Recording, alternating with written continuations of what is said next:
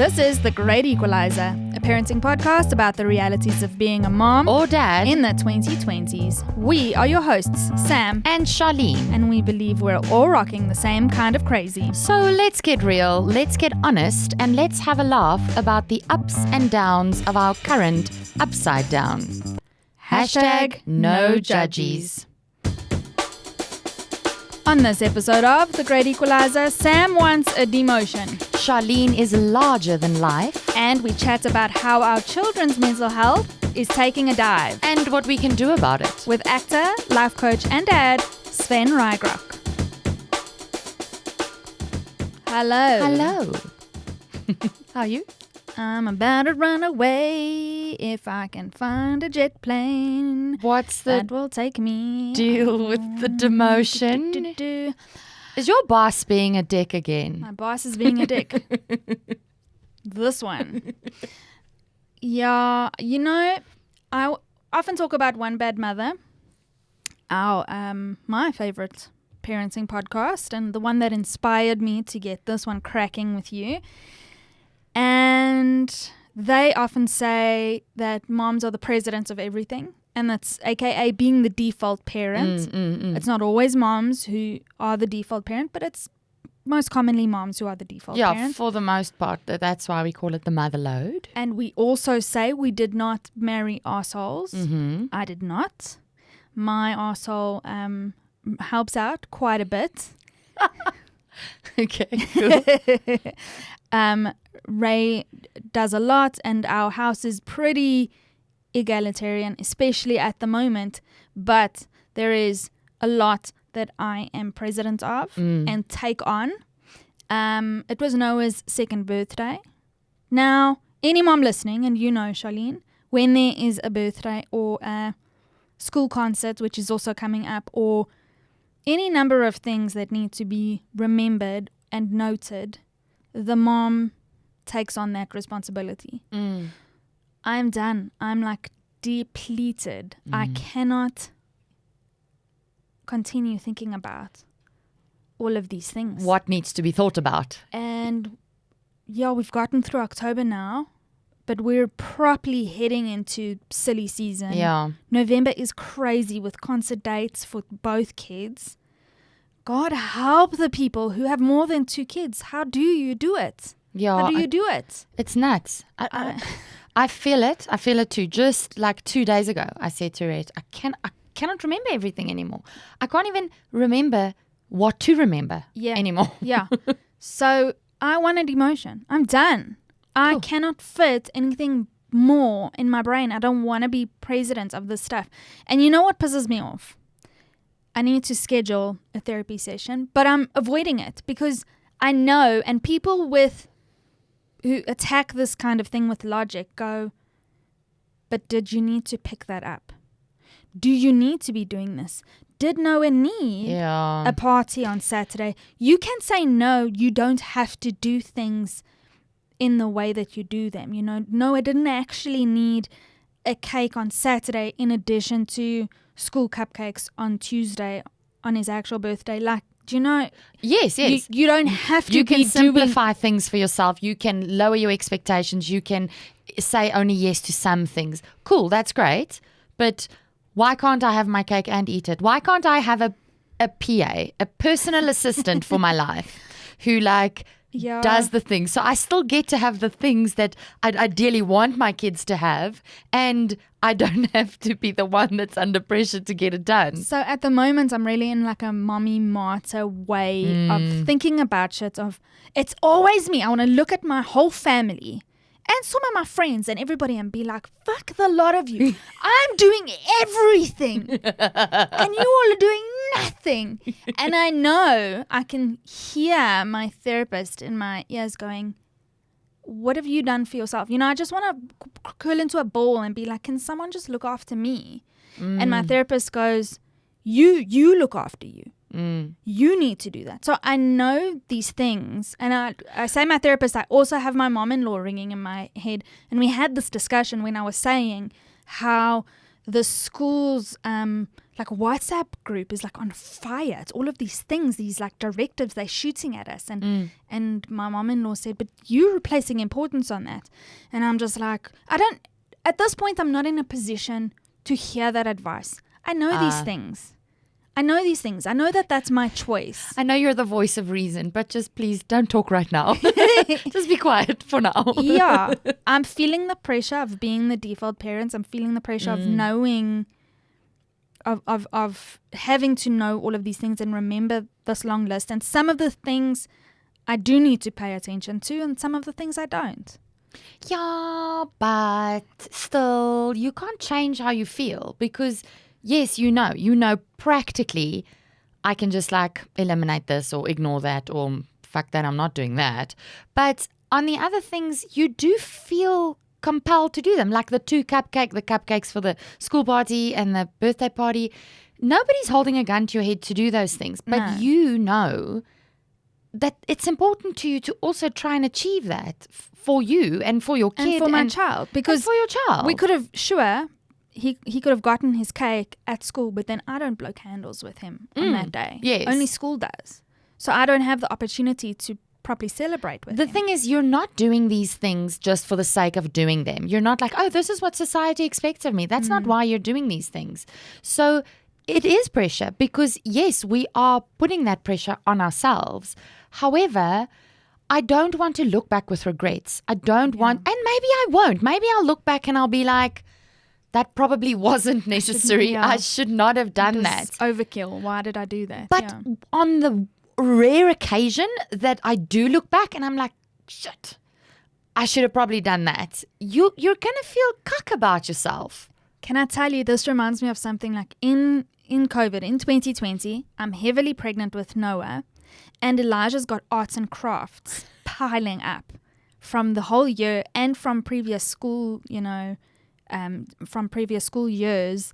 And we've got boxes and boxes full of this stuff, yeah. And my plan, and I've accomplished it, my plan was and is still to take all of those arts and crafts, send them off to a company called Bumblebox, not sponsored.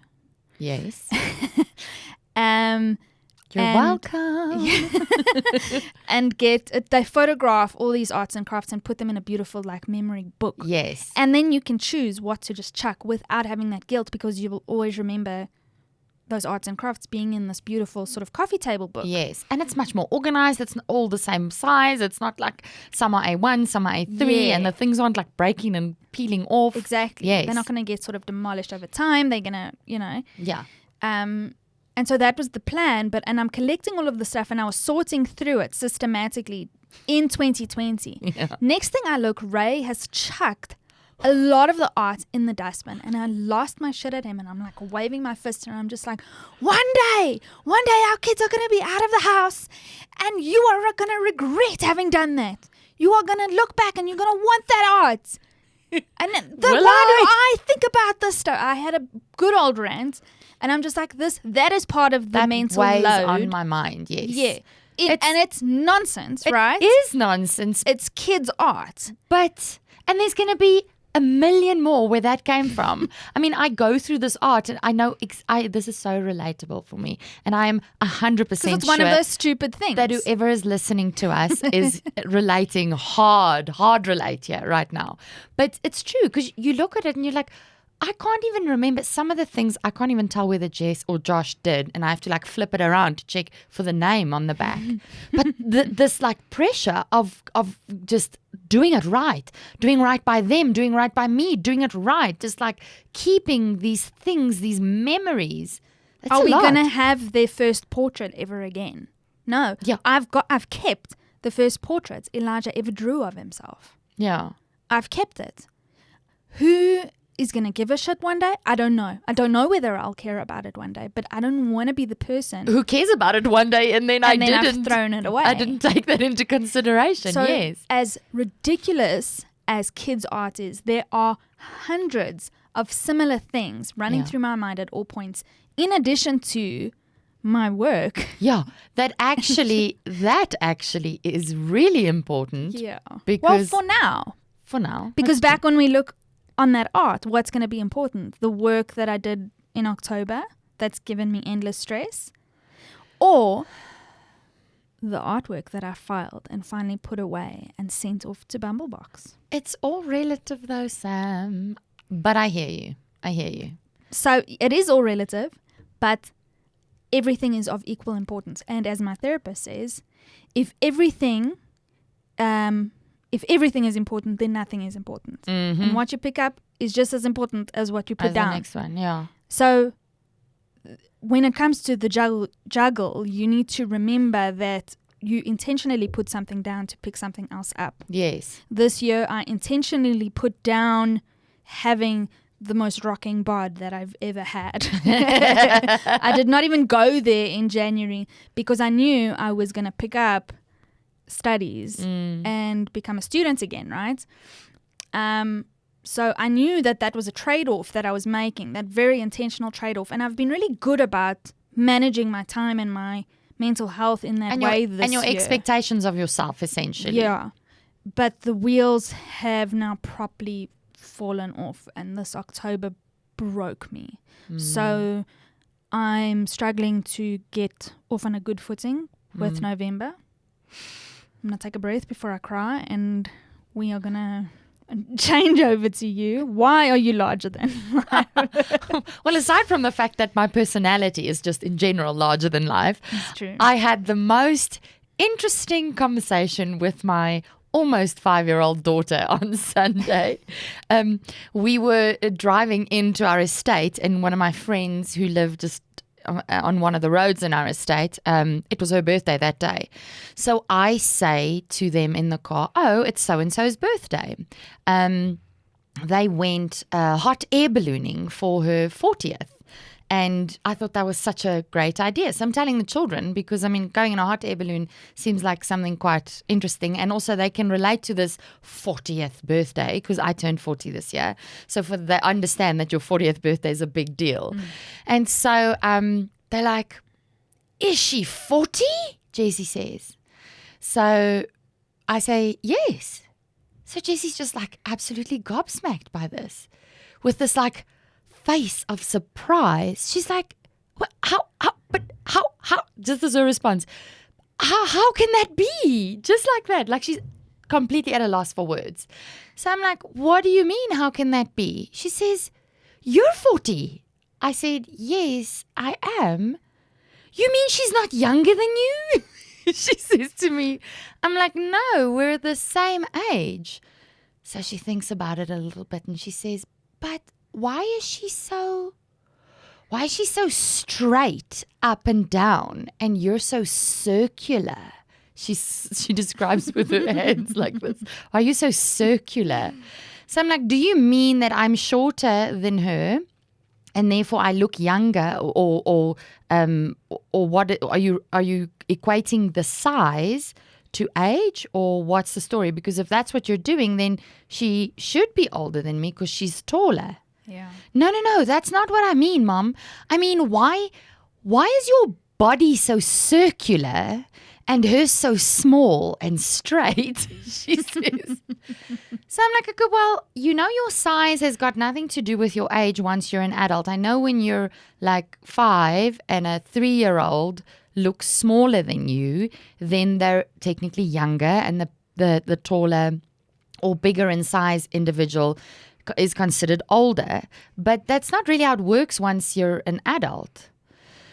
That's just so weird, she says to me. So I'm like, do you mean that Mommy is more curvaceous in the shape of my body and Auntie Sue is quite tall and thin? Is that what you're referring to? And how do you equate that to age? No, I don't really know how to explain it. It's just that you're so circular, she says to me. Okay, circular is the word she keeps using. She keeps keeping circular. So I'm like, okay, cool. That's a good word. I mean, for a 4-year, almost 5-year-old, that's a good word. Circular is a great word. I'm going to focus on the positive here. So Joshua, he's outraged, looks at her and he's like, don't say that. That might hurt Mommy's feelings, he says. So I'm like, no, I'm fine, my boy. Don't worry. I like the way I look. I like that I'm more curvy And I like my body. I'm really comfortable in my body. So I make a point of saying this. So I say, Jess, so if you take, now I know you're shorter than me. So I say, so Auntie Sam, would you say she's shorter, or would you say she's older or younger than me? Okay. Also knowing that you're younger. So now I'm wanting to establish if the shorter is going to make her say that you're younger. So she says, she thinks about it a little bit. She's looking out the window. She goes, well, she's definitely more beautifuler than you, she says. I'm like, that's cool. She's beautiful. I think Auntie Sam is beautiful. But I don't know about the age. I think she's probably younger than you. So there we go. That is my daughter's opinion of me. I'm circular. And Okay. yes.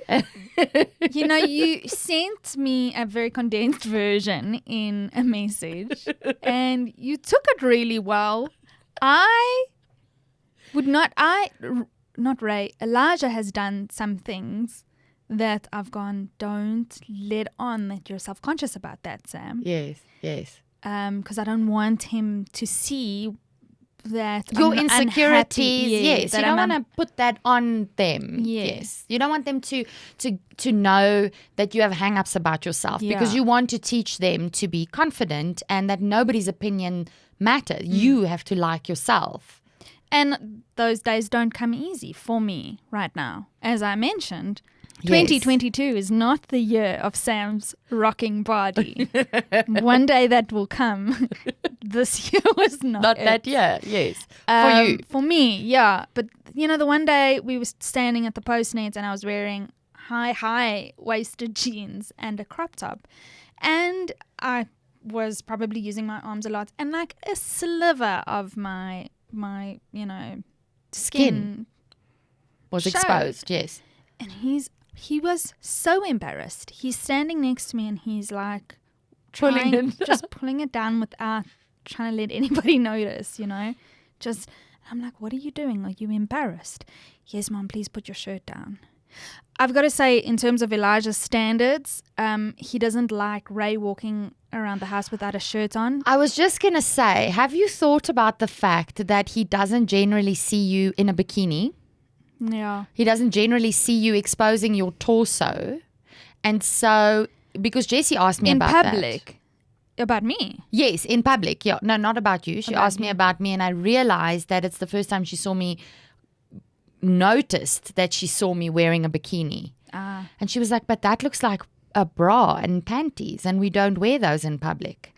And so I was like, no, it's okay to expose this part, your belly button, and this part is not a private part. You can wear a bikini or you can wear a full costume, and today I feel like showing my belly. I don't know. Elijah's not necessarily about public showing of anything. So Okay, yeah. I don't know whether it was, Mom, you can't pull off a crop top. No, I don't think it was that. But my insecurities went, my kid thinks I'm fat. Well, at least he didn't say it outright. Mine often was, Mom, why is your belly so big? Why is your belly so round? Well, we had a laugh the other day as well, and I had the same reaction, like, do not let on that you are insecure, where my belly was showing under my pajamas, and Elijah like, oh yeah, Josh loves like jiggling my belly. It's the worst, like drummed on it, and we all had a laugh. Ray even had a laugh, and I'm just like, okay, we'll have a laugh at the expense of my belly, and I need to remember that it housed the two of you. Yes, and lots of things have happened in this here belly. So, but I am noticing my insecurities, and I'm mentioning it because yours are not as prevalent. And so you've done a lot of work in that regard, and you're in a really great space. It was nice to be able to say to my kids in earnest that I like my body. I like the way it looks. I mean, yes, are there things that I'd like to change or improve on or whatever? I don't look at myself in the mirror and be like, oh, I hate this about myself. Or, you know how hard we can be on ourselves. And there was a time in my life that I looked in the mirror and I couldn't even look at the mirror. I couldn't even look at myself. I didn't want photos to be taken of myself. I didn't like what I saw. But it was way deeper than skin deep. And so I had to work really hard on my mental health. and my physical health to get to that point. Am I a Miss Bikini Body finalist? No. Will I ever be? Most likely not. If I apply myself, I'm sure I can get there. Do I want to do that? No. I like myself. I like the way I look. I like the way I feel in my body. And I can confidently say that to my kids, but I had to work hard mentally on myself as a person to get there. I'm feeling so emotional because I don't think I could say the same thing. I think I avoid the mirror. Yeah. I think I'm in that place. But there's so much. And I want to cry because there's so much going on in my head. It's not about the way I look. I'm sorry. I'm going to talk in the silence now to just fill the gap as I awkwardly babble. It's a lot. Probably in 2 days, my fucking period will show up and I'll be like, okay. Yeah. Oh, there you are, Aunt Flo. Thanks for that cry in the studio. Mental health is something we speak a lot about on the show. It's something that we're going to be talking about today. And funnily enough, we're not going to be talking about necessarily our own mental health. Yes. We're going to be talking about our kids' mental health. But, I mean, our kids take so much from us. Yes. And just that conversation that we had in the car. And, I mean, kids pick up on your feelings and your insecurities. That's and so another thing. If my mental health is in a bad place, they get it. They pick it up. Fuck this shit. I'm done. I'm done being president of everything. I'm done having to manage my emotions and my mental health because it sets the tone for the whole house. Put up a barrier and it does. I'm so tired. Yeah. I'm so tired of that. But we're going to be talking about it nonetheless. I'm going to clean myself up a little bit. But this week we'll be chatting about, our own mental health in relation to our children's mental health, because that has become an epidemic in and of itself, which is probably going to make me cry even more when I think about it. So stay tuned for Sam's breakdown on this episode of The Great Equalizer. We are, however, looping in a couple of expert guests. So let me clean myself up and we'll wait for our guests and bring them in so that we can unpack this more. We have help. We have help. We interrupt Sam's breakdown to bring you a word from this episode's sponsor. If you or your business would like to get in touch with TGE to sponsor a future episode, please contact us on info@thegreatequalizer.co.za. Charlene, long-time listeners of The Great Equalizer will know that we are always on the lookout for platforms that empower women. Even though we're mothers. With 4 young children between us. We believe that we're just so much more than moms. Which is why we've partnered with the University of Cape Town's online short course platform Get Smarter, delivering online learning content from world-leading universities and institutions. Get Smarter's online certificate courses are designed not only to advance your career, but also to fit in with a busy lifestyle. Which ties in really nicely with our belief that we need to be prioritizing our needs as women and not just the needs of our children. Sam, we talk about this often, right? There's honestly no greater gift we can give our children than living our truest, most fulfilled lives. And I know it sounds crazy to some, but for me that meant hitting the books. After I had Noah, who is now 2, I was losing myself and my identity. There was a lot I could have done to stimulate myself mentally, but going back to university felt like the right fit. And I haven't looked back. I promise I haven't looked back, despite the juggle honestly being very real. Okay, that said, full-scale university and going the whole hog with a 2 or 3 year degree, it might not be for every mom, which is why UCT's Get Smarter short course platform is perfect for women who are mothers. Mothers, and so much more. Having browsed some of these courses available on Get Smarter and what they would entail, it's safe to say that this platform offers something for everyone. Oh, there are so many. Okay, I spotted a course on mental health, mindfulness and self-care, a women's development program, public speaking, project management, property development and investment. There is literally something for anyone wanting to upskill themselves. Charlene, are there any that tickled your fancy? Well, if you consider the line of work that we're in and the fast-moving pace of digital and social media, the digital marketing certificate course is definitely one that I can see myself doing. Okay. And look, you're a busy woman. What would that entail? 2 hours a day of your time? Let's break down the time requirements, yeah. Yes, so the course is self-paced, which I love, and you'll need to set aside probably about 7 to 10 hours a week. I mean, it's tricky, but it's not impossible. Look, yeah, I don't know if you know this, but South Africans spend an average of 9 hours, 22 minutes online a day, online or using the internet, you know. So as busy as I am, I can't say I'm far off between work and socials. Which is another perfect reason why, out of all of these courses available on the platform, I'd be most keen on this one. Let's leverage those eyeballs to our advantage. So how do you know that the Get Smarter digital marketing course is for you? What does the course outline look like? Well, if you think about it, we're already doing so much in this line. Most moms who are content creators are. We're on social media. Many of us are documenting our lives and opinions on our platforms. And if we're doing so publicly with curated content, then a course like this will help you improve targeting and personalization. So essentially, you're being taught to fine-tune your brand. Right. As we know, a strong identity and consistency is key to making an online profile work. We all need the tools to develop and implement a digital strategy to help us reach our goals. Whether it's improving your following and reach or hiking up those sales as a business. Yes, in the digital age, it's all about being visible. And in 10 short weeks, you can have the know-how to know that you're on track. So for best in class, online education with a people first, Mom first. with a mom first approach, browse Get Smarter short course selection now by visiting getsmarter.com/universities/University of Cape Town. But we'll link everyone up. Well, we're huddled here together on this side now. And makeup back on and tears back in, ready to come back out. But we're huddled together here on this side because we have our very own in-studio guest. And now I'm catching myself because I never asked you how to pronounce your surname. So I'm going to go for it. Sven Ruygrok. That was amazing. Yes. That was amazing. Yes. Good, on the first try. Yes, Wow. Sven Ruygrok. Welcome to the show. Thank you. And thank you so much for having me. We are so excited to unpack this. Yes. But before we get started, it's an important topic. Let's get our viewers to guess where they might know you from.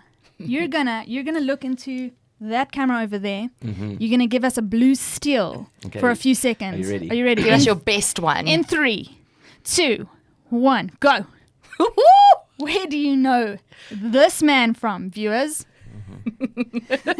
That's a good one. That's a good one. Okay, guys, for those of you who don't know, this dude right here is one of the most talented and dynamic performers that South Africa has to offer, having worked with several high-profile actors over the last few years, including John Cleese and Orlando Bloom.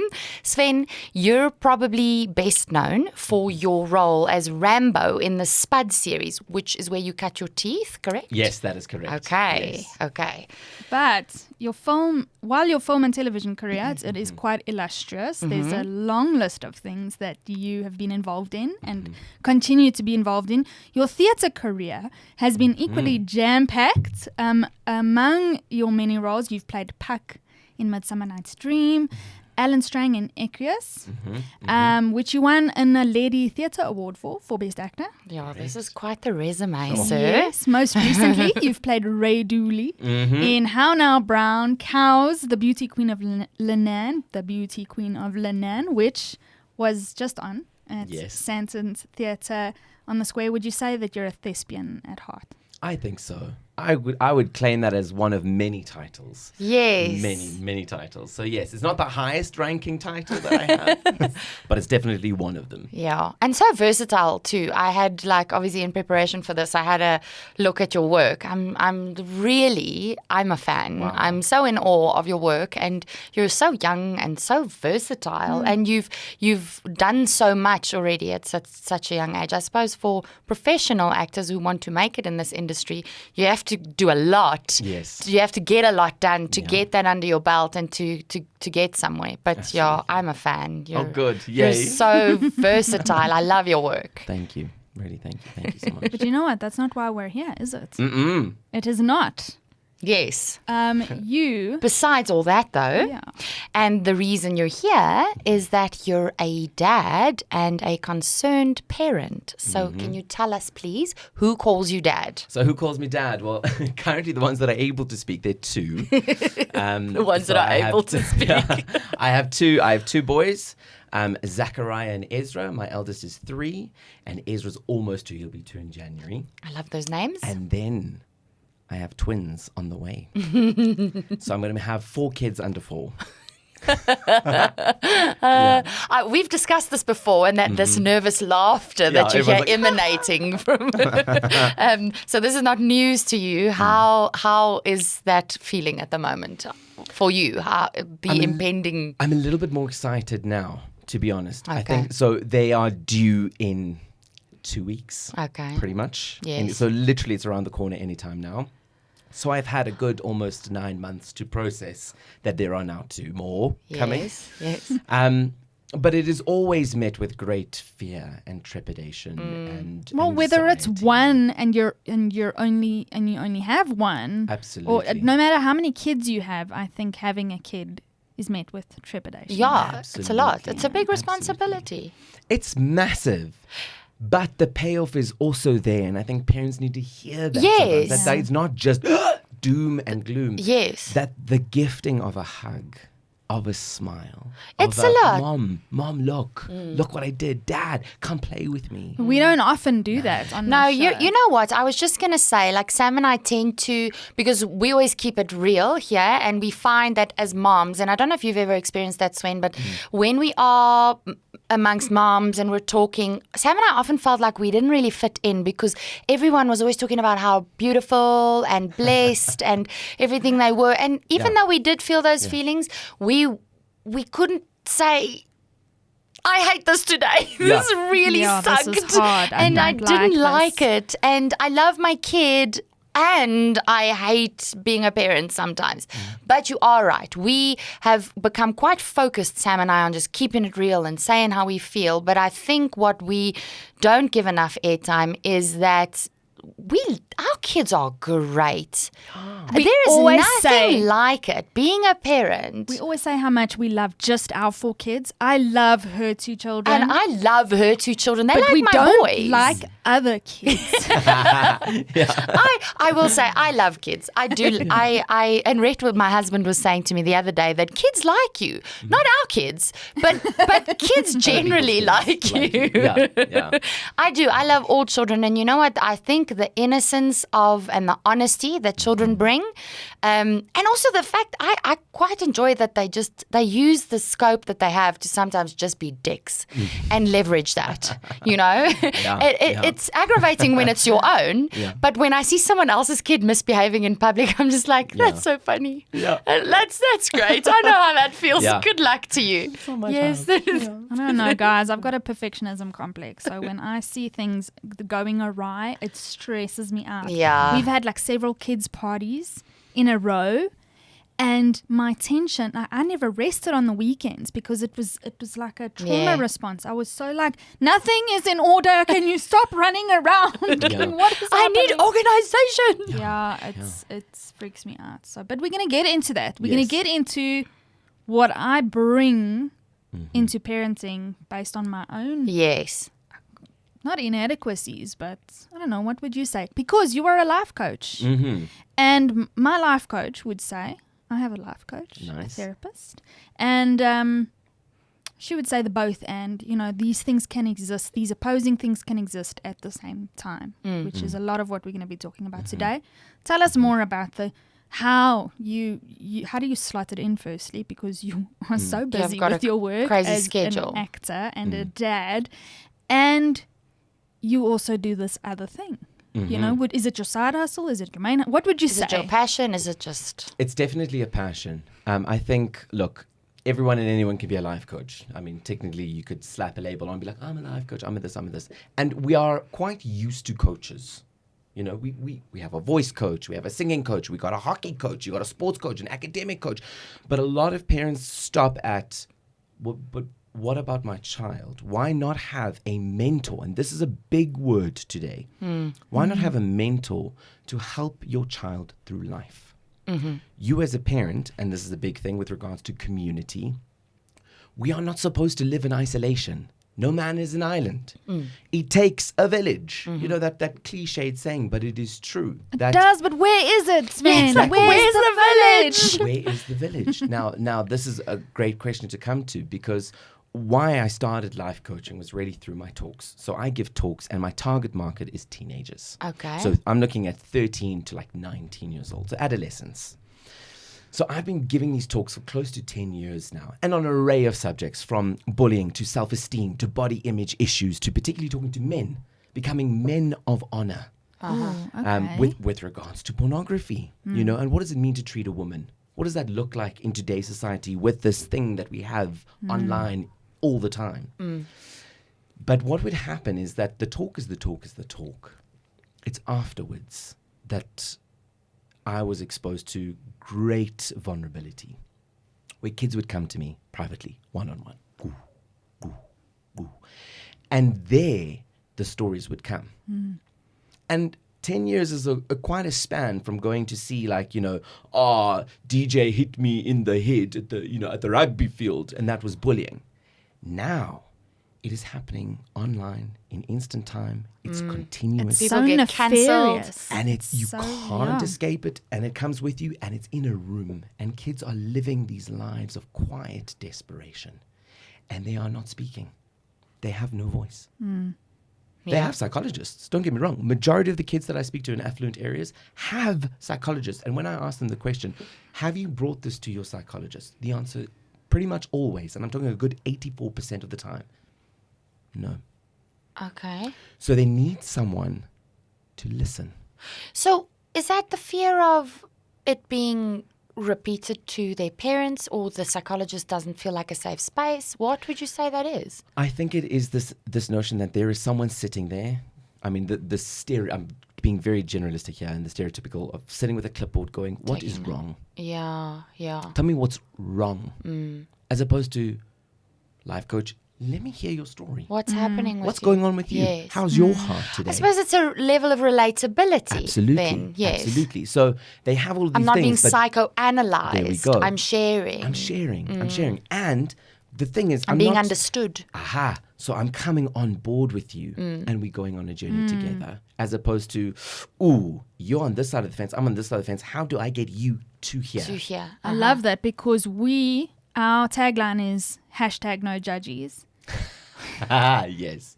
You know, and we're very open about mistakes that we make or feelings we might have, and it's like, no judgies, guys. This is we're all kind of feeling our way through this parenting thing, but it's equally true for our children. That no judgment. And when you put that person at the other end of the table, and there's this division and there's this hierarchy of power, the judgment does seep in, even if that professional doesn't seem non-judgmental. And I say this being not a parent of teens, but you've got the experience there. Would you say that it is like a judge? They fear judgment, or they fear that hierarchy, or they don't feel comfortable to be vulnerable where there's a kind of power dynamic at play? Definitely. But Sam, to be honest, I think that there's an array of things going on. So again, why I'm so excited to speak to you is that I'm getting the kids in their teens, and I've currently got young ones. Yeah. So now it's really asking the question, how do I get our kids who are young, who are going to become into adolescence, how do we get them on board and equip them with the right tools to be able to survive? And that's really how we feel. We talk about that daily. Because we also have young kids, and we're also going to be crossing that bridge. But where does that divide come from? In? Where does it come from? Yeah. So to answer your question, hierarchy, power, fear of authority is a big thing. Kids nowadays want to buck at authority. I want to do my own thing, freedom, like, woke culture, do whatever I want in my own terms without consequence. With that, as well, is they don't feel safe. Where is safe? Home is not safe anymore. My personal body is not safe anymore. I don't feel comfortable in my body, in myself, in my self-image. Online, not a chance. Not even we feel safe online. No. So we were just talking about that. Where is home for them? Where do you get to come home to and feel held and loved and known and heard? Where? So, for me, I really wanted to get stuck into this discussion because I have noticed that teen suicide is on the up. A lot more of our teens and young people are taking their own lives. It is concerning. It's been in the news. It's something that's become more and more prevalent. And I fear for my own children. My child is going to be 6, my eldest. And just the other day, I was about to conduct an interview with someone for my job, and she had to cancel at the last minute because someone in her church, a young girl who was 10, took her own life. And I thought, 10. That is 4 years from where my child is, and it petrifies me.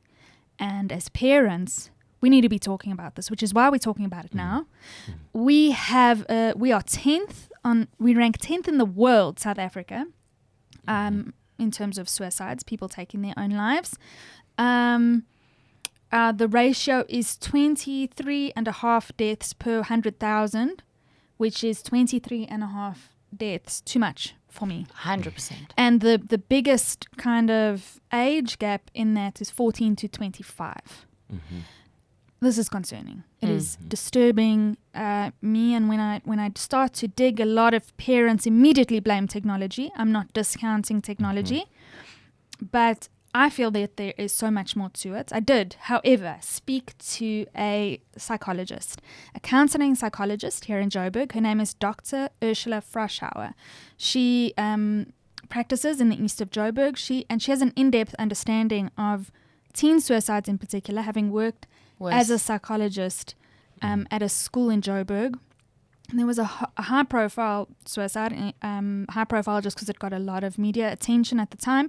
A young learner, she was 14, took her own life, and Ursula managed the after effects of that suicide in the school community and provided support for the teens in the school and the teachers and the parents. So in terms of technology, you brought up our cell phones and being our connectedness and that, and I don't discount it, but we can't get away from it. It's my work, literally my work, is to be online and to be writing and to be, we all rely on social media, and it doesn't feel like it makes sense to just not have can our it altogether. Yeah. Yes. And also if you think about programming and kids like writing code or learning to read code, and I mean technology is the future. And also I'm just going to be honest and say that I like social media. Like it's addictive and you binge, but it's entertainment. And so we all share memes and TikToks. Yes, and I'm not prepared to just get rid of it altogether. Yes. And in parenting, the balance, I think. So I think it's important to note that, again, we're speaking as adults, okay? What does this mean as adults? It means that, well, quite literally in our biology, our prefrontal cortex has been developed substantially, which means our reasoning, our capacity to reason has been developed. Right now, in terms of teenagers, we go like, oh yeah, social media, and very easily it can become the scapegoat. But I would hinge quite a lot on it. It is. Okay. It is and a thing. this is why. Okay. We say like, we can't go back to the dark ages. Don't take away the phone, but provide them with the tools to be able to use it effectively. And I go, that's great, great idea. Which comes first, the tool or the wisdom to be able to use the tool? So let me put into context. Right. I have a 3-year-old, 5 and 2. 5 and 2. Okay, so let's call your 5-year-old and your 7-year-old. They come in, and I go, guys, this is a chainsaw. Here you go. Enjoy. Just press that button. What would you do as a parent? Would you freak out? Would you go like, this is lacquer, this is chill?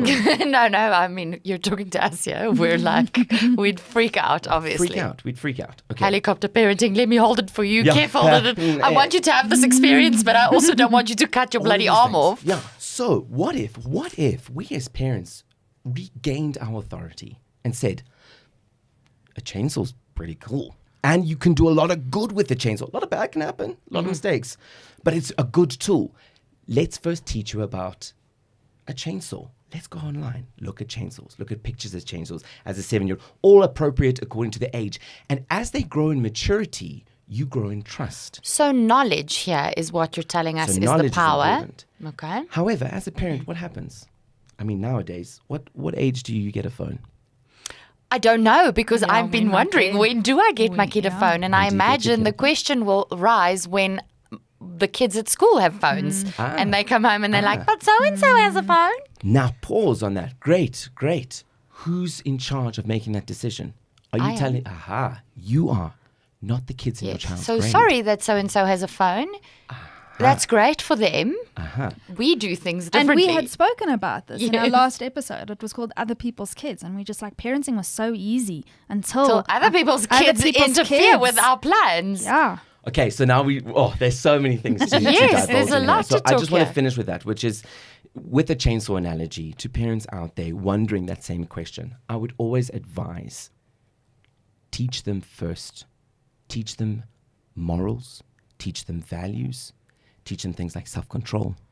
Teach them to be able to be trustworthy so that they are responsible to be able, because what you're handing them is not just a phone. Yeah. You are handing him or her the keys to all knowledge, good and bad. Yes. If they are not prepared or equipped, then the responsibility and the onus of danger and hurt is on us, not them. Because they're exposed. They're exposed. And they can't control what other people do in that sphere. Exactly. So, guys, I asked Dr. Ursula Froschauer what she thinks about that idea of technology being necessarily good or necessarily bad.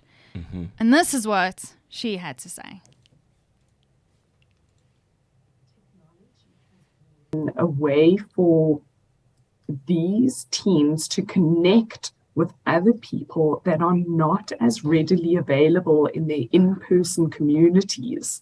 So they are able to find people similar to them, like them.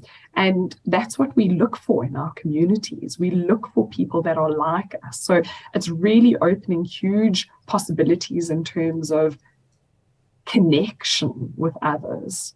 So there we have a huge positive of social media, of devices, screens, technology that we can't discount.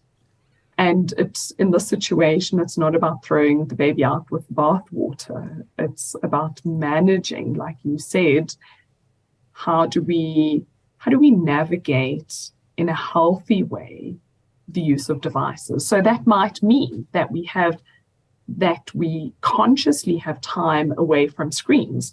So we don't take phones into the bedroom, as an example, or while we have dinner, all the phones go into a bowl or a shoebox and they get put away.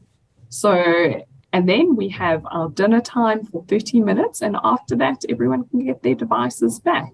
But that dinner can really be a time of connecting, that it's not parents on their phones or children on their phones, that it can be a moment of eye-to-eye contact and finding out how is the other person doing, what's happening, how did things go at school, to connect as a family. Thanks, Ty. So I think a lot of what she says has like synergy with what you're saying. It happens, but we also need to, as parents, put our phones away. And this is a lot easier, by the way, to Yes. have no devices and no screens with younger kids. But I'm not sure how it is going to be with teenagers. And I mean, you've got experience here with teenagers. And so in my mind, I've got this idea of if I just, while my children are at the age that they are now, I encourage personal face-to-face connection, like the psychologist suggests, and show them that connection with family and that time with family is enjoyable it offers them a different level of enjoyment to the the engagement with the devices. And it's this wonderful theory of if I can show them the best of both worlds, then they will choose the balance eventually. But now I have to be realistic, because you become a teenager and you feel like you have nothing in common with your parents or the rest of your family. And you're like, this is not my jam. I used to play Rummy Cup on a Saturday afternoon. That was great fun, but I'm not keen anymore, Mom. So, I don't know. Do you have advice? Do you have what do we do when we're laying the foundation? I think the foundation comes back to, like I said, is owning your parental authority, which means your bar should never be what is normal. Is it normal to be on Instagram nowadays? Yes. Is it normal to have a phone by the age of 9? Yes. And that's not the question that we should be asking. The question we should be asking is it good? Okay. Is it good to be around family? Yes. Will you learn other things? Yes. Will they dislike it as teenagers? Absolutely, yes. They do not want to spend time with Auntie Gertrude, you know. He's like, hello, my darling, I'll remember you when you... don't touch me, Granny. I met you when you were this little. Yes. Absolutely. So what we have to do, and this is where I think it can be a bit risque, what I'm about to say, which is parents need to understand that they are not their children's friend. No, Yes. that's 100%. Yes, please. So parents... Yes. Yeah. Look, Elijah told me the other day I'm his best friend. I did not want to pop Nice. that bubble. But Nice. Yeah. I'll take it from the little ones. But yes. 100%. But bringing that back, it means that, do you have stuff in your job currently, which you both love? I can see that you're passionate about this, that you really dislike doing. Yes. Oh, yeah. So do I, But within you acting. do it. Like, Yeah. Okay. I know broccoli is not the most delicious thing unless it's covered in white sauce and cheese. But I got to Yes. eat it for my body. You got to eat it for your body. So you as the parent know what is best for your child, which means taking is your ownership and authority and saying, honey boo-boo, we're going to Auntie Gertrude today. Put that phone away. It's not coming with. It might not be as much fun as you imagine.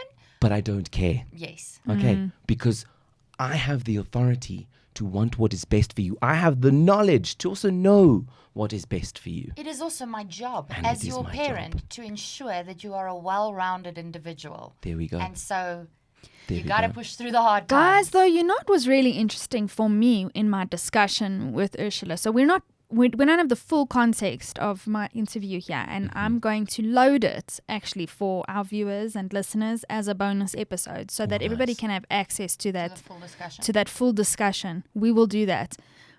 The insight that I got from her is a lot of her clients who are teens are also feeling like their parents are disengaged, and I am guilty of this. Oh, The yes. more work pressures I have, the more stressed out my husband and I both are, the more we are locked into our phones. You guys have seen that meme where it almost looks like the parents is holding the phone and it looks like your whole brain is being sucked Sucked into into it. it, yes. I see it with me and my husband.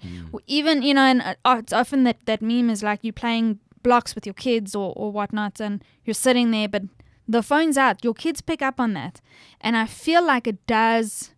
I don't have teens, as I say, but They pick what up on that. what Ursula told me was a lot of teens are feeling like their parents are disinterested and disengaged. And that's not to guilt trip parents of teenagers right now, but I am guilty Yes. of it. So I am going to take ownership of that and really, Try and be better at that. yeah, that is a challenge for me right now, is to Yes. be more engaged.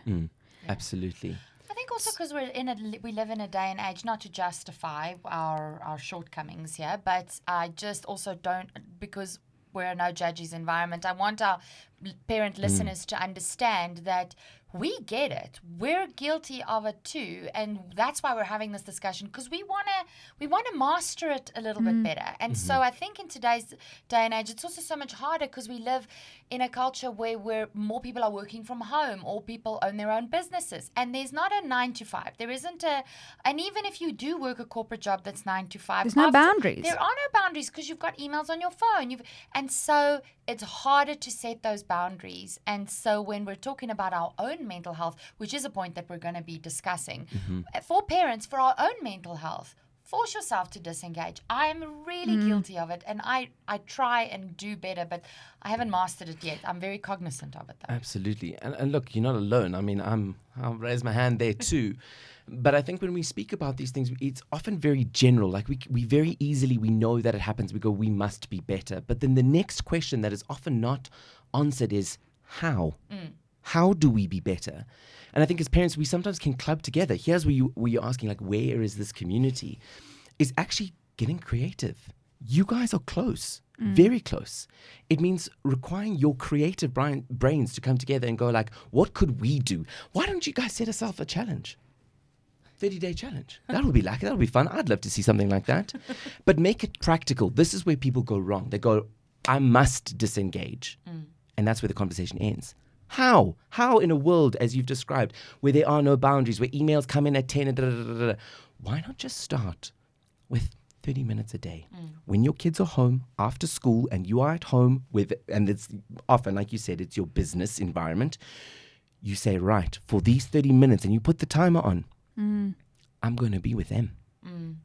Try 30 minutes. Move it to an hour. Try, like you said, what happened to dinner conversation? Yes. You know what I wanted to say on that? I find dinner, and I'm not discounting that, I find dinner a particularly tricky time. And I have actually spoken with my kids' teachers about this and have moved that. The pressure's off dinner. They are actually on their devices often during dinner. Yeah. After that is when but I think the for me, it's about intention here. And that's not going to be a rule For everyone. all the time. That is our now, and our next year, January, February, March, might be look very different. different. Might Yes. look different depending on where we're at. So there are times that I can feel the energy from my child. He's very chatty and whatnot. And if it bleeds into dinner time, then I latch onto that. And but it's Leverage also, that, I yes. leverage that, yeah.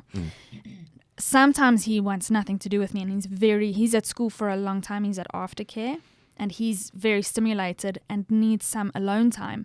And I've noticed how it calms him down to just be on his device even for an hour. After that, during bath time is when we have our connection. And then we read together is when we have our connection. So we harp on dinner time, I think, a lot as professionals and as parents.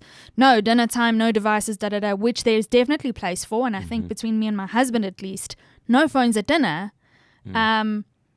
But there are times that it suits me and it suits my child to be on his device. He at least eats and he doesn't nag or whine or lose. He's totally dysregulated. When I force him to eat dinner, and he actually doesn't want to be around people. Yeah. But I've been very intentional about, okay, if you are going to be on your device during dinner, at bath time is when we're going to connect. And that's when he comes with the stories of things that upset him during the day. Yes, yes. So I think by the same token, if we're going to grow with our kids in this, as they get older, maybe take note of where they are dysregulated. Take note of where there is opportunity for connection. That means, and I know this with Elijah, do not ask him how his day at school was when he gets into the car. Oh, yes. It's not I'm not his going to job. get the answer. I'm going to Yeah. get it after story time, when we've cuddled, right before he falls asleep. But I think that, like, just pointing on that, there's two things about that with what you said. Is look at the word that you've used, intentionality. Most parents are not intentional about what it is that they're doing. They let life live them. Whatever happens today, it worked tomorrow. Maybe I'll do this. Maybe, but you're saying, like, guys, dinners doesn't work for us for now. This works for us, but I'm going to revisit. It means that you're consciously thinking of, cool, right now, this is the phase of life that we're in. That's okay. I've accepted that. But I still desire this. So therefore I find. I will carve space. And I will out carve for space. it, yes. And I think why, to go back a little bit about why dinner, you're right, it doesn't work for everyone. But the important thing is this. Mealtime, generally speaking, is when the whole family gets together. If your husband and you and all kids are in the bathroom whilst bathing, lekker. Right now we are. Yeah, Boom. right now we are. Fantastic. Yeah. But the reality is, let's be honest, That's- partners, we split jobs. We go, right, you do the dishes, I'll do the kids. You do this, I'll start the cooking. You do that. Yes. And you double up and you hanker down. But mealtime is where they get to see Everybody mom, has to sit and eat a meal. dad, brother, sister sharing together. So I'm less interested about what the activity is. I'm more interested that everyone is joining in. Yeah. Yes. Yeah. Yeah. I want to move on to something that I think this is why I harp on less about the technology. I think technology is because I'm imposing sort of my own anxieties onto my kids and this experience. So I want to, firstly on the technology thing, just to round that out, we are the first generation of parents to be navigating social media. Yeah. That I don't think we think about enough. We need to give ourselves grace in all of that and remember we are learning as well. This is new for all of us. Yeah. What was not new for me, I feel, in growing up was the pressure to excel. And that is something I don't want to impose on my kids. So I'm already going bullshit with a lot of you about saying technology is the only problem. It is a problem. No, yeah. Cyberbullying, which we're also going to be talking about. So stay tuned. We're talking about a lot of things, but stay tuned to our listeners and our viewers. We are going to be talking about cyberbullying. But it's not only for me about technology. For me, it is as well about the pressure to excel from the pressure from parents and the pressure from schools. And for me, it was pressure I imposed on myself when I was growing up to excel. So I don't know how you guys feel about that. Are you, do you, in your dealings with teenagers, do you feel like they're stretched thin? Yes, definitely. I think do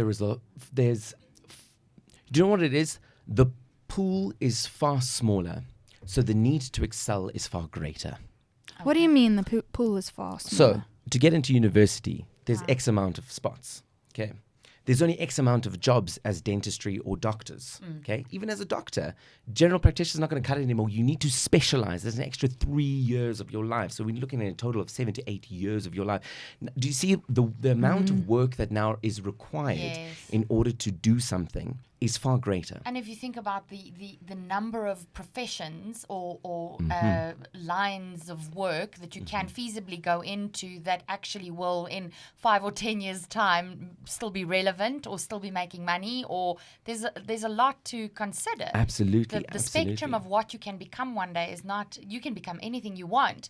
Is that going to pay the bills? Is that going to provide for your family for as long as you need it to? That's become significantly smaller. Absolutely. The scope. And I think with that is this threefold pressure wheel, which you've discussed, which is pressure from home, pressure from the institutions, whether that is, your school or your sports coach or whatever, and then also personal pressure that we have placed on ourselves, an incredibly high expectation. And what I'm finding within the teenagers that I deal with is this deep desire to find an identity. Who am I? Where do I belong? So, if I am not in the A team, rugby, and I get kicked out and I'm C whatever, who am I? What does that If say I do about not, me? what does that say about me?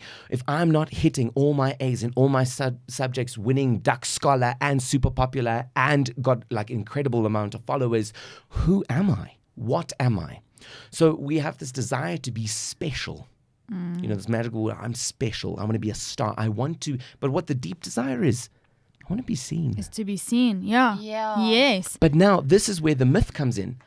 Don't be seen for a label. Parents, hello, wake up. Your child is not there to validate you. They are not there to make you feel good about you or for They're you not a to reflection My son of is you. the head Yeah. of There you his, go. He's water head polo boy team, and I'm he's, super. It's great to be proud in your kids. Absolutely. And encourage them because, my word, do our kids need encouragement this day. But do not fulfill your fantasy and your dream and expect your child to be this protege that you were not. That is not why we have children. They are their own individual. And your job as a parent is to guide them through life and to allow them to become independent from you. Not attached. Yes. Not like, without mom, I can't do my oral. Without mom. And guys, I was, oh my word, I'm embarrassed even. I was a very good manipulator as a kid, okay? Went to a nice school, Parents put a lot of money into it. So again, I'm lazy. By nature, you and I, we know we'll take the path of least resistance. That's our human nature, fallen as it is. Come on, Afrikaans oral. Have you done your oral, Sven? Yeah. Can I? Goeiemiddag, almals. And my mom would freak out. Like, are you kidding me? And before you know it, who's doing my work? Mom. Who's doing my project? Mom or dad. And this builds into something else with regards to pressure, is we don't allow our children to fail. Yes. Mom, listen, I got a cricket match and I totally forgot my sports bag. Can you please bring it? Yeah, Mom, baby, sure, no problem, I'm coming. Oh my gosh, yes. PE clothes, I don't have lunch. And who comes to the rescue? What's going to happen if you do not discipline your child, or you go, honey boo, I'm really sorry that you don't have. This is most unfortunate. Maybe plan better. Love you. That is so much easier said than done. It's a lot easier said than done. But as a mom, you feel like, what does that say about me as a mother? A mom is supposed to nurture and save, and moms are the containers. My therapist always calls moms, you're the child's container. You contain all of their emotions and all of their things in this container. And for a child to grow into an independent individual, they need to feel like they have had a safety net. But I hear what you're saying, because the disconnect comes from, at which point do you cut that cord a little bit, let go of it a little bit, because this is no longer a reflection of me as a parent. I've given you the tools. You understand the parameters of what is required of you. And I'm going through that now with Joshua, because he's going to grade 1. And now I'm having to move from that babying phase of plus also you feel needed as a mom, as much as it drives me nuts oftentimes, because I'm like, I just can't do everything anymore. Well, because for how many years has that been a large part of our identity? He's needing me a lot less, and he's becoming more independent when it suits him. And then you feel like it's nice to feel needed, even though some days you wish you didn't have so much responsibility. And so I hear what you're saying. I'm feeling it, and I'm battling to straddle both those worlds at the moment. Absolutely. Because you want to be their savior, and you just want to protect them from everything that's hard and difficult. Absolutely. And it's often harder for me to watch them go through something difficult than what it is for them. They're resilient, they'll be sad about it, and they'll move on. And a long time afterwards, I'm still like, that is, I know. I heard for you that you had to go through that, you know? That's hard. But you see, again, and what I said to them, for you is the exact same thing, is like, own that. You know that it's there. You know that, you, like you said, I like to be needed. Like sometimes it drives me up the wall, but at the end of the day, I feel validated. So is this a me thing? Is this a me emotion? Or is this this a me emotion? How is this helping him? How is this helping him? That is the two questions that we have to ask. And good. I don't mind. Sometimes we're always going to sometimes do this, which is come in and save the day. But then own it. Say, shucks, I did that totally because I wanted to feel needed. But let's go to your box analogy of your container, which I think is such a great thing. And I use this often with regards to discipline. I personally see discipline as a great act of love.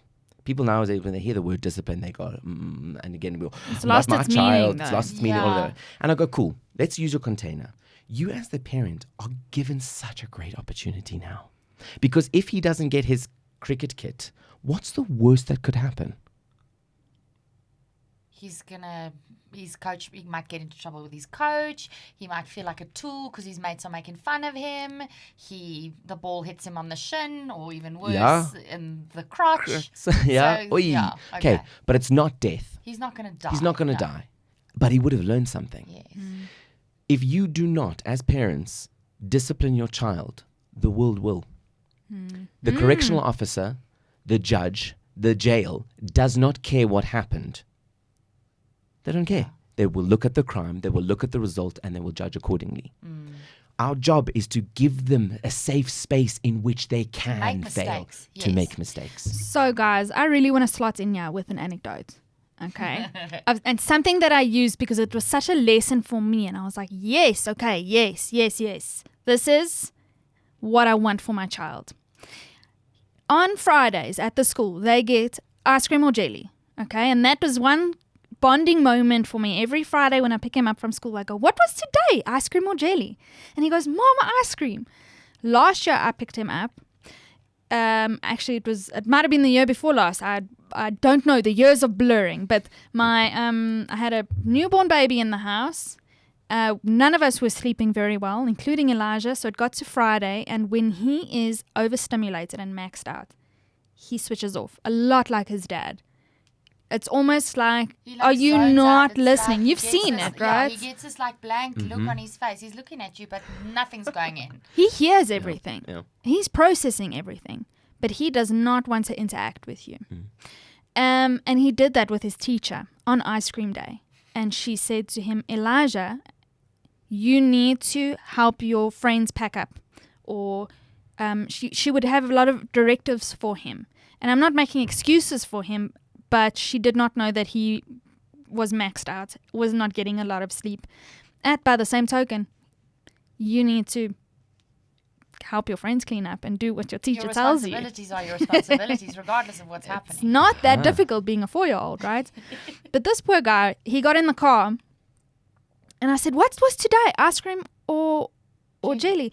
And he started getting super nervous, and he started saying, Mommy, you know what? I don't know. I was very naughty, and I don't know what I did, and teacher just didn't give me ice cream, and they don't typically, at the school, they don't typically use rewards, a reward system for behavior. On that day, and the teacher had said to me, she just had reached her wit's end, and she had said, Elijah, if you don't do this, you're not going to get ice cream, which normally works with the kids. With him, it didn't that day. And he didn't know at the time what he did wrong, which is what got me. But it was such a lesson for me, and I'm really taking long to tell the story, but bear with me. So initially I did get angry. I was like, there must be something. No, why would you not get ice cream? She wouldn't give you ice cream. You are 4, you know? And I followed up with a teacher, and eventually she phoned me and she said, Sam, you know what? I had to follow through. He wasn't listening. And I didn't know, because when I picked him up, I said, Shame, he's a bit tuned out. He's a bit zoned out at the moment. We haven't gotten a lot of sleep. And she felt so bad. And I was like, it's fine. Everybody has bad days, which is what I also told Elijah. Right? So then I'm on the phone. I get the full story from his teacher. I understand that he was not given ice cream. He was the only one in the class not given ice cream. And he didn't understand what he did wrong. But he knows that he was naughty. And that, which is also not a word that we like to use. And there was a lot of confusion. And I was like, the lesson for me here is how much importance. It doesn't matter whether you actually were naughty or not, or very intentionally did something that was a dickhead to another kid, or he did not, it turns out. It turns out he was just properly zoned out. And he needs the self-knowledge that at times he does that. Like my husband knows that he does that, even as an adult. What's important for me is, Elijah, do you know sometimes also teacher might get irritated with you, and that's okay. And maybe you intentionally do something and you're naughty and you don't get ice cream. And maybe teacher gets irritated with you for doing nothing and you don't get ice cream. What does that say about you as a person? Does it change who you are? The answer is no. That is, for me, the biggest lesson in parenting in general. Do your marks, does whether your teacher likes you, does whether that friend likes you, does what gives you your self-worth? Yes. And so for me, it's whether you actually were intentionally misbehaving or have no idea what you did. The fact, it broke my heart when he was like, I was naughty, I don't know what I did. He was panicking, and I was like, do not panic. Because this clown over here will love you regardless of any action. You've got my support and my love through everything. No matter who you are, and hopefully that also gives him the self-worth to then feel that way about himself.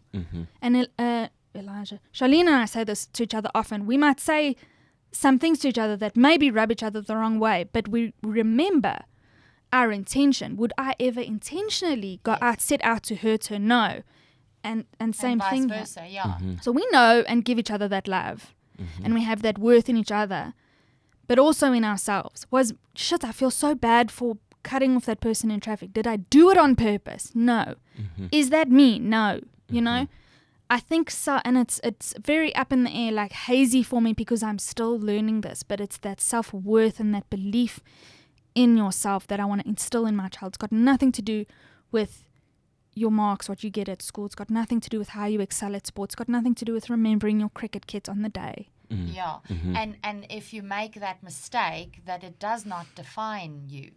It does not define who you are. And yes, it might make your life a little bit more difficult. But I read something online, or I saw a video, I think I read it, about a kindergarten teacher who every time a child made a mistake, they got alerted to the fact of the consequences of their actions, and the situation got handled, but each child then got given an eraser with that it said something along the lines of, congratulations, you get another try. And so the idea is that you cannot erase your mistakes, but the concept is that you have another opportunity to try again, because now next time you know how not to do things. And that's stuck for me, and it relates to what you're saying now. We need to encourage our children.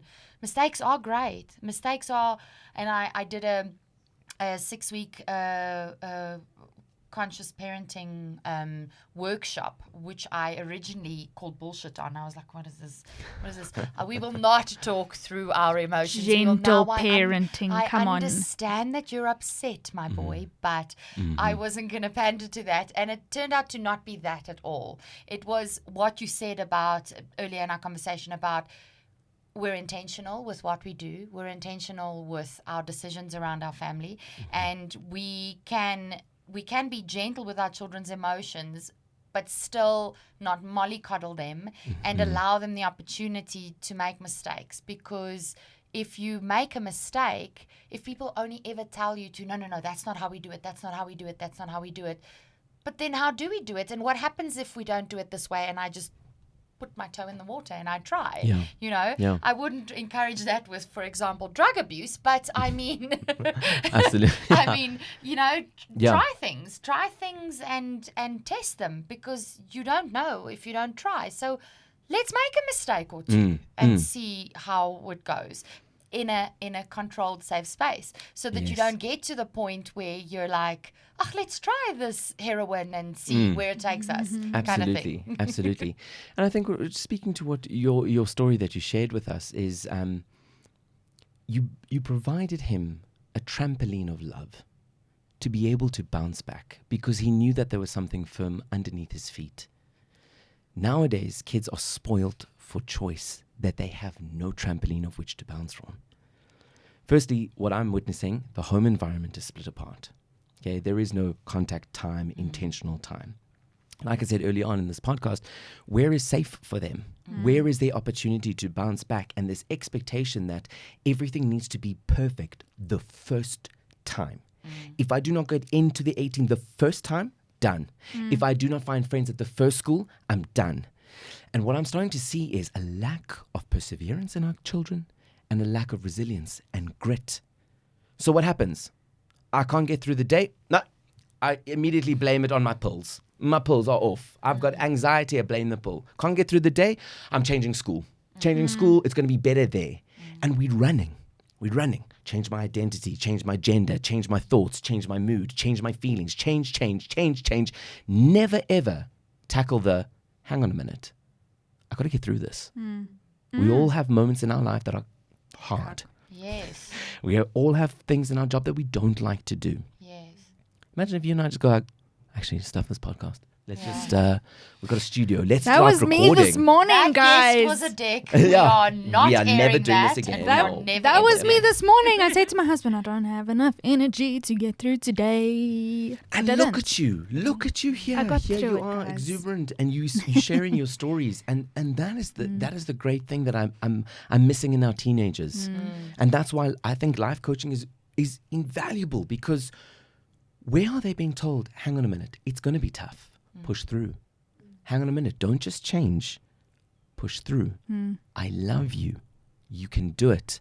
The expectation is not A, plus, But the reality is, when I go online and I see people living their best lives, their perfect lives, what does it say about my underlying belief? I am not enough. I'm not worthy of love. I'm stupid. Let's talk about mediocrity. Yes. I love it because I'm not a half-arser. Ty, can you slot in? We're going to jump ahead to grab 3 and look at what Dr. Ursula Froschauer said about mediocrity, because we've established that the pressure to excel is very high and it's mounting at our schools. But I want to jump ahead because we're talking about just kind of half-arsing things. In many situations, it doesn't. Our children are being told from very early ages, you've got to get top grades, otherwise you're not going to get into university. And if you don't get into university, then you don't have a future. So we need to be cautious about the language that we use. And there will be things that our children are better at and things that they are worse at. And that's okay. That's okay.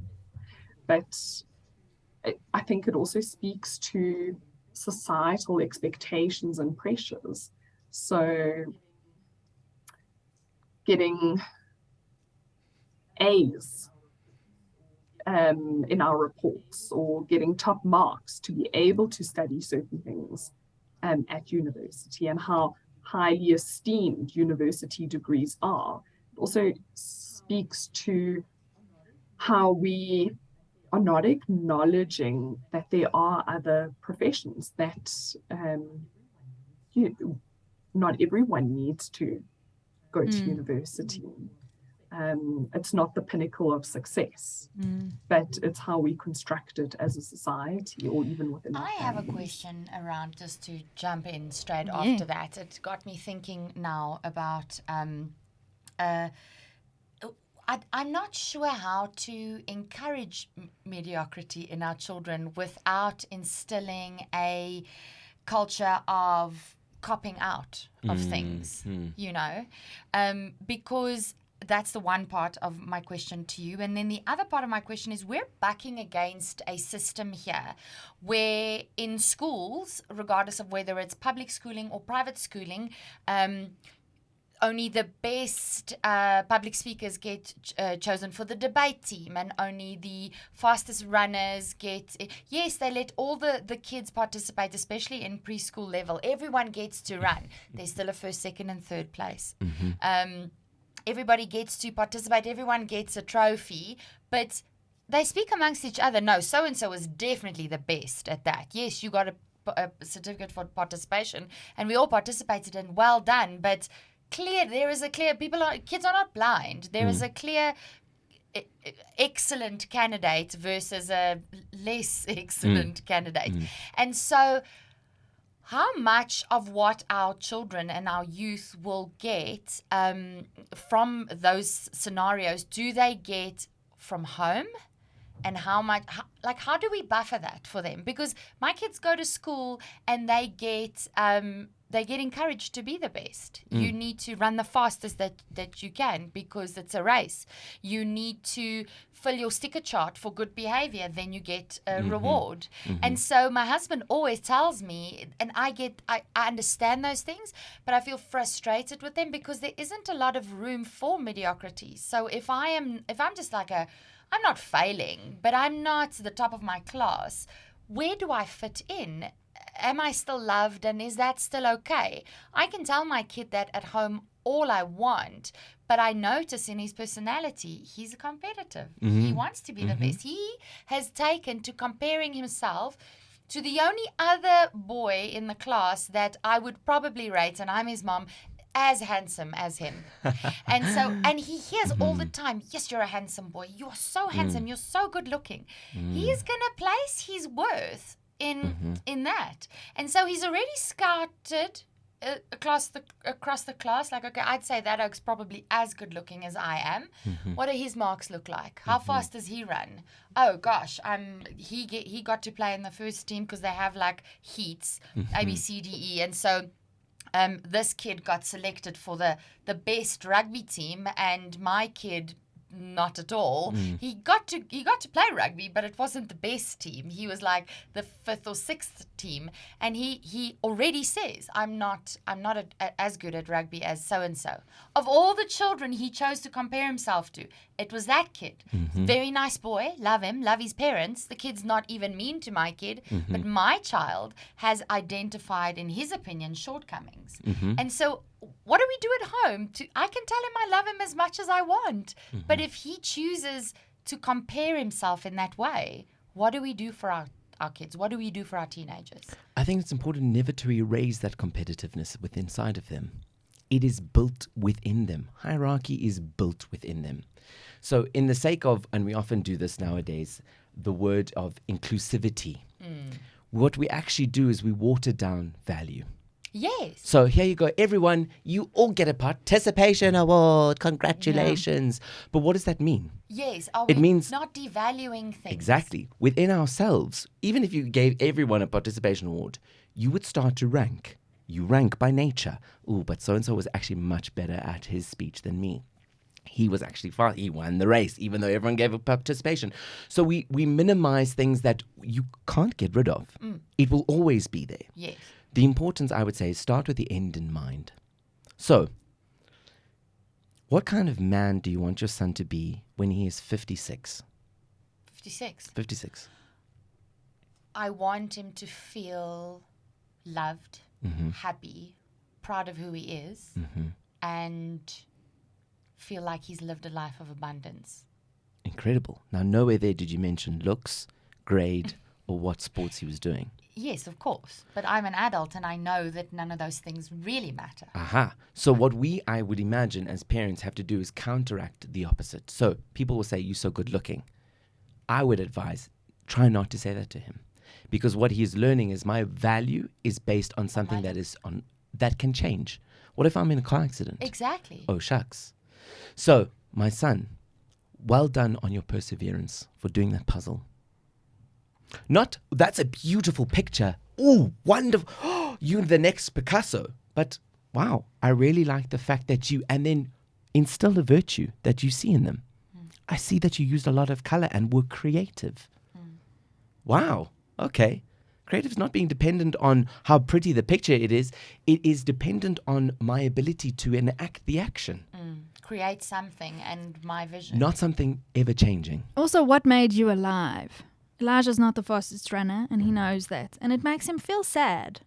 It does. Makes him feel sad that he doesn't have a trophy at gymnastics. He's only just started gymnastics. I doubt, and maybe he'll prove me wrong. And maybe I'm preparing him for mediocrity. I don't want to push for mediocrity. But I do notice what sparks joy in him and what makes him feel alive. And I'm a creative person. I was really, really good at maths. That fell by the wayside. Nobody saw that coming. I was good at a lot of things because I put pressure on myself to excel at a lot of things. I really love to dance. I did not cut it. I did not cut it. Unfortunately, in the performing arts, as you would know, you have to take a lot of rejection. And so I hear you speaking about resilience. And so I can only imagine that you've had to face a fair bit of rejection in your life as well. And for that to not go back to like Elijah or my kid to be like, what does this say about me? You know, mediocrity doesn't necessarily, or not excelling at everything doesn't necessarily mean that you are mediocre. It just means that you are a person in your own right. There are other things that you can excel at. Go after what makes you feel alive. Yes. That's what I want my kid to do. Go after that one thing that is really going to put your heart on fire and make you feel like you're contributing and that you're doing something with your life that you want to be doing. And I'm telling you, it took me having Elijah to recognize what that was. Not what, and you know, spoiler alert, it's not being a mom. Yeah. But it's running this podcast, writing about parenting, and it's I worked in at a business-to-business magazine, and I learned a lot, but it did not spark joy. And it took me, I think we've got to realize that our kids are just 5 and 6 and 7.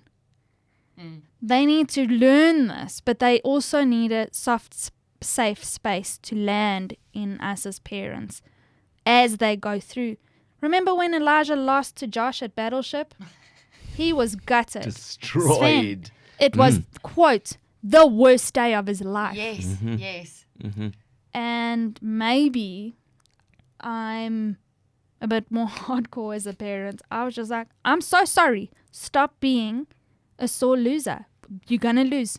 You're going to win at Battleship next time you try. Yeah. You're going to try again.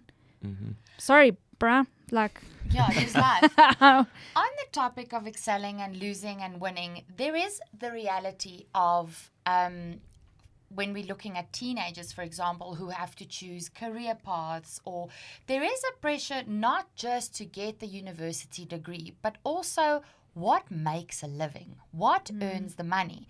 So you can chase what makes you feel alive as much as you want. I did though, Charlene.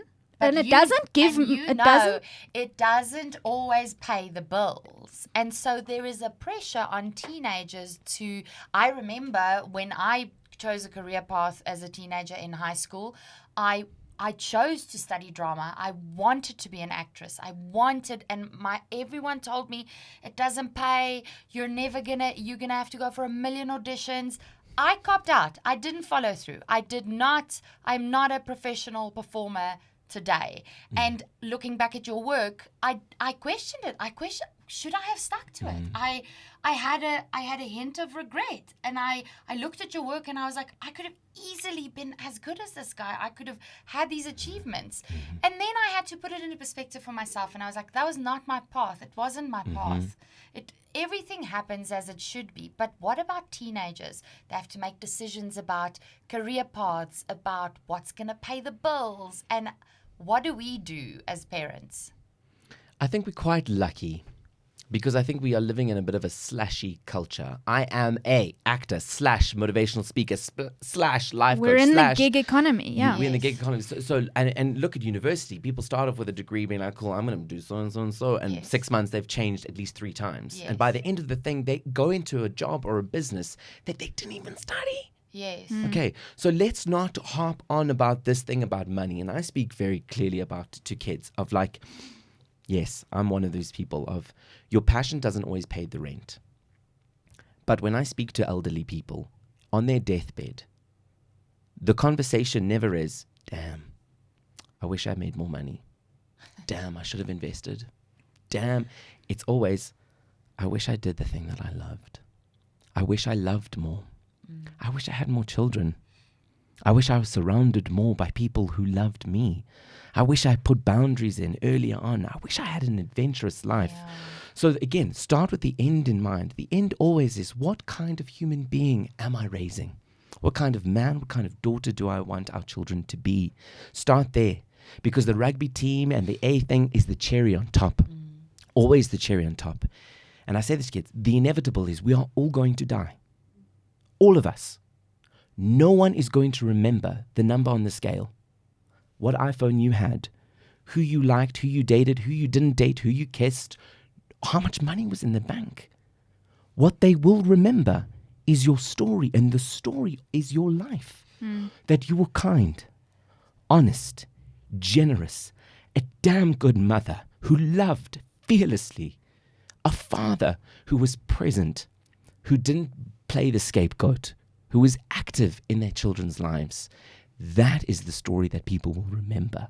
So live that life. We do not need more money, more power, more fame. We need people who are alive. And this is what is lacking in our teenagers. Teenagers are filled with anxiety, depression. They are nervous, jittery, scared, and I do not see joy in their eyes. Can I say how I resent that we call them scholars and learners for these 18 years, even into university? You're a student.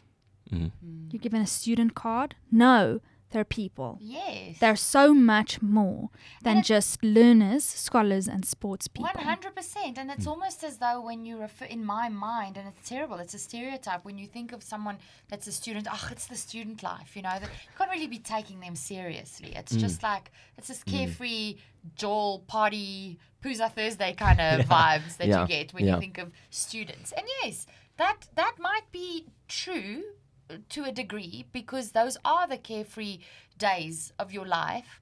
But a lot of young adults have worthy opinions, worthy things to say, and they're more than just a student. They know things. Just because they're young doesn't mean that they know nothing, you know? Absolutely. I'd like to say maybe apprentices of life. And I miss this word, an apprentice. And I really wish we brought, apprenticeships back in. Of like, I wish there was a student here learning how to podcast. We must also recognize that our kids are going to be doing jobs that have not yet even been invented, with skill sets that we do not even know of. Yes. So the possibility is endless, but it is the creation of this human being. They're going under apprenticeship. Yes. They are learning tools of the trade and all sorts of things. But the most important trade is, are they a great human being? Do they have good moral compass, a good value? Doesn't matter what job or title, whatever you'd like to add to it. Are they good, decent human beings who are selfless? Talking about moral compasses and how we treat others.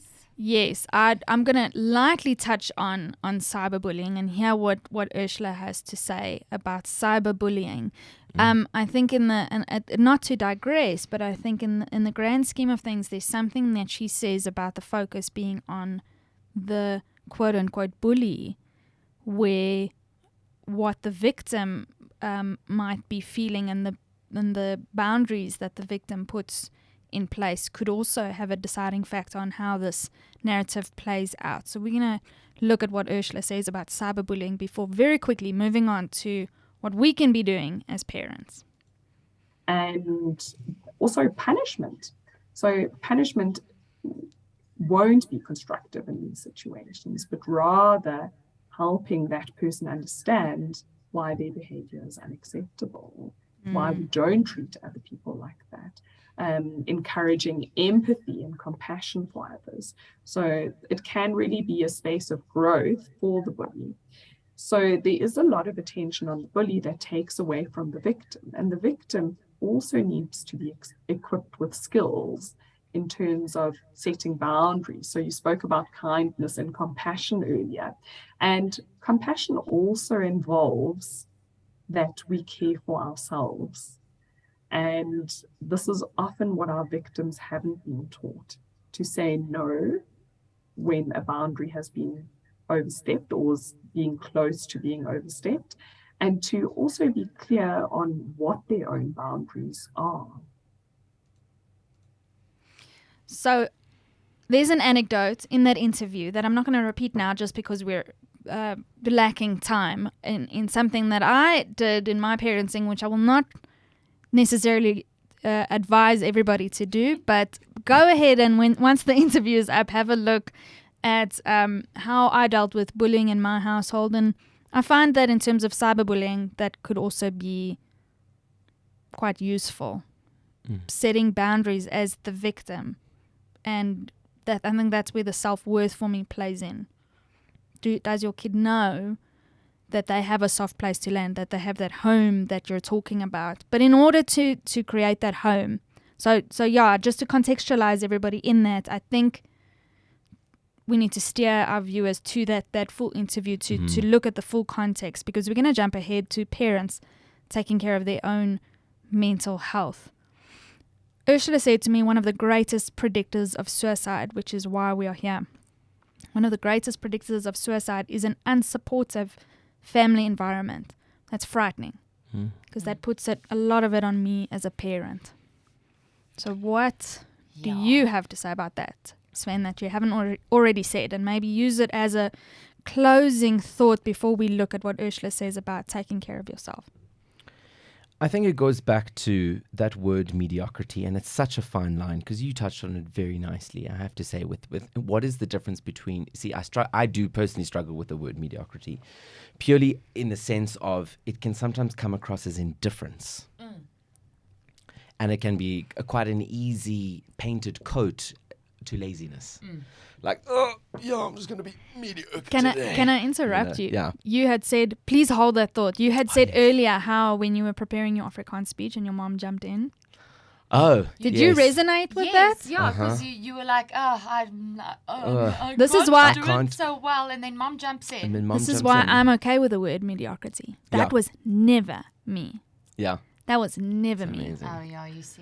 I was star student, duck scholar, right up top there. My homework was, my parents never once helped me with my homework. Sure. And not because they were disinterested or they helped my brother, they helped my sister. I didn't need it. I just, The captain of my ship. Yeah. I was soldiering forward. guys, not unlike me preparing the notes and going through this interview on Sunday night to Yeah. prepare for this. Yeah. Everybody else around me was sleeping. Yeah. I was on my computer. That is my choice. That is the person that I am. And that is why mediocrity for me, because I see it in my son. He will be diligent, I think. I'm not going to try put that on him, but I think he will be diligent academically. And so I want him to know that it's okay not to be. To not be so hard on yourself. Yeah. Because Sam is I often make fun of her. She is a workaholic and an overachiever. Yeah. Yeah. And so I hear what you're saying about it can easily be a cop-out. It can be like, today I'm just going to have a lazy day and I'm not going to Have you ever heard me say that? No, So Sam that's is why I'm very incapable of comfortable with the being word lazy. mediocrity. So, yeah, I think it's nice that we're having this conversation. No, absolutely. Because Sam calls it mediocrity, but I hear where you're going with this, is that... But I think maybe because I back that 100%. It would be to look at what are we applying mediocrity to. So Perfection the or- externals, I couldn't care less. Then I'm like, go for it, sloppy work or whatever. Like, again, that's not why I'm here. That's not why you are here in this life, is to whether or not you did an essay for today's preparation or one word. You are here because you have something to offer. So I cannot apply mediocrity to my human person. Today I'm going to be a cuck person. Today I'm going to be selfish. Today I'm going to be just like a real... Then mediocrity doesn't work. We have a great quote in our family, and it's up because it goes against my wife and I's every fibre of our being. It's a G.K. Chesterton quote, which says, if something is worth doing, it's worth doing badly. Yeah. I know. I can see Hang you on, struggle okay, there. explain that. If something is worth doing badly. How often do we prevent ourselves from doing something, whether it is something fun, good, yes. honest, all of these things, purely because we're too afraid or we know that it's not going to be perfect the first time or whatever, that we just don't do it at all. Yeah, I don't want to run in the race because I won't win. Yeah, that we won't win. So we I don't wanna deny draw a ourselves picture because even it's the gonna be ugly. exactly even the opportunity. And going back to a little bit what you said, you wanted to dance, you were maths, you liked maths even as being a creative. I speak to teens on this: is who are you acting for? For whom are you dancing for? For whom are you doing maths for? Because if the honest answer is I do it for me, I do it because I love it, then by gosh, if you suck and you have two left feet, dance your heart out. No one's watching. Because that is incredible. Because we can sometimes go like, shucks, I don't know how, I'm assuming, I don't know the full story about how your podcast started, but I bet you episode 1, day 1, was a shambles. I put up a post on Instagram that reads, start before you're ready, There we go. which was very hard for me to do. I was just going There to you go. say that first day when we recorded on Sam's phone Guys. in Elijah's bedroom on the floor, Yes. hyped up on coffee and not knowing what we're doing or where we're going. And when we were done recording and I said to you, now what? And you were like, I don't know. That knowing you now and your level of workmanship goes against every fiber of your being. But if we didn't do that, we wouldn't have this. Yes. And even that episode, I mean, we could have easily gone and deleted that first Exactly. episode. The Now first 10.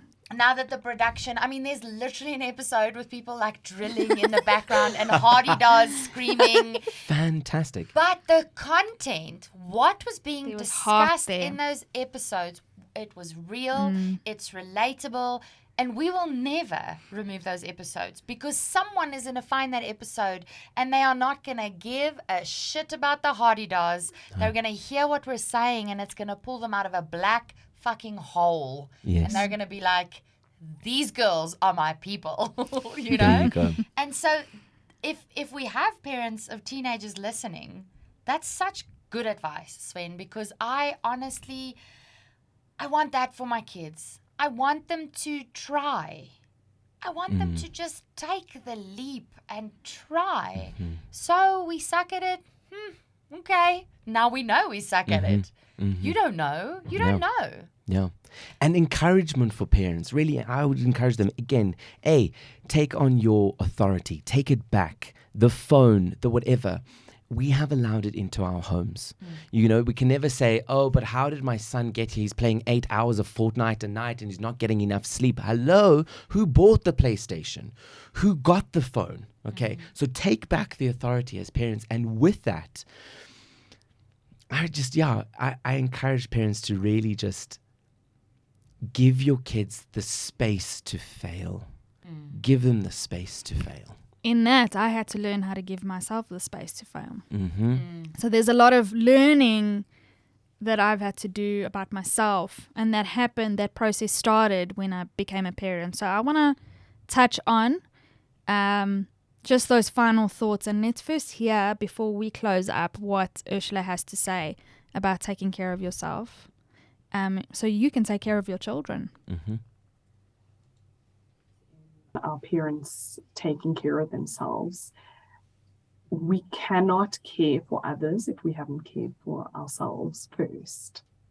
So making sure that one's needs are met, one's basic needs are met, that parents are, if we're starting from very basic levels, that parents are sleeping enough. How many parents do we have that are only sleeping 6 hours? Are parents eating well and healthily, food that nurtures their bodies, that helps them feel good? Are parents active? Are they exercising? Are they getting that endorphin release?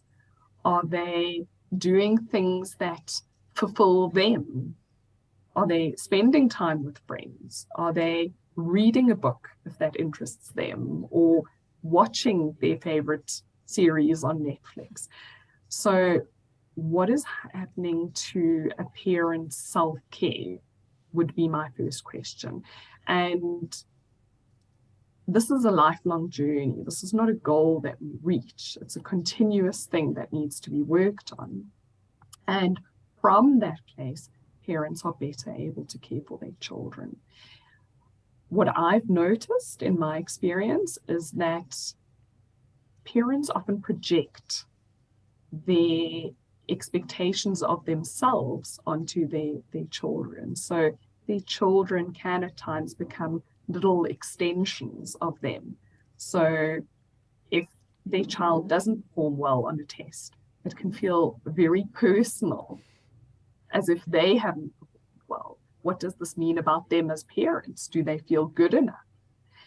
So this really is an area where self-care is needed before parents can move to caring for their children. Guilty. I'm guilty of a lot. I started this episode out saying how broken I have been. I've been doing a lot. I've been entering that mommy martyr mindset of, you fuckers, I do everything for you all the time and nobody does anything for me. And I haven't seen my therapist. And my therapist would say, what have you done for you, Sam? So that is my final thought, that I've taken on a lot of what I've learned from you, of what I learned from Ursula, and the work starts with me. And it is a journey, and it is in my nature to have it perfect the first time. But parenting is not that thing. Parenting is a journey, and parenting is something that's going to come in waves, and I'm going to lose myself at the end of a big wave, like I've done now, and I'm going to find myself again. I'm going to get back to that. I'm going to nurture myself in the ways that I know I need to be nurtured. So that is my great takeaway. in this very complex discussion on how bridging the gap between us having small children and what you're witnessing among our teens, which terrifies me. And I'm going to start with me. Do you want to say what your sort of closing thought was? And then Charlene comes with the bangers, man. Let me tell you. Bangers. She knows. Okay.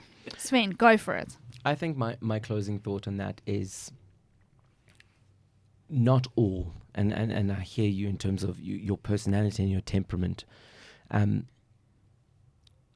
We do have, I would imagine, quite a selfish culture that says I am important, the me culture, particularly our teenagers, where life revolves around them.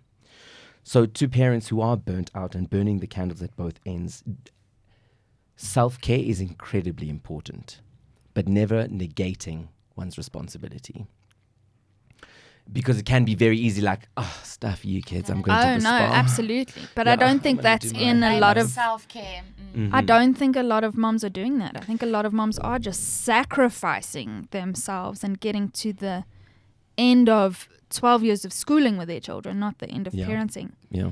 And not knowing who the fuck they are, because Yes. they haven't kept that fire of what keeps them alive. They haven't kept that going, and I fight for that fire, let me tell you. Fight for that fire. Not at the expense of my kids. Never at the expense of my kids, but I fight daily for the things that keep me alive, and I do lose track of it, but yeah, I hear what you're saying. And on that, don't lose the fight. The fight really is, for me, my kids are third in the line. You know, after my relationship with God, number one. Number two, it is my relationship with my wife. That is what's going to keep this family alive. That is what is going to keep the love tank overflowing. It is having weekly date night, and people go to me often, I can't afford a babysitter. And I go like, listen, can you afford a divorce? Can you afford having 2 kids separated for the rest of their life, or family split apart?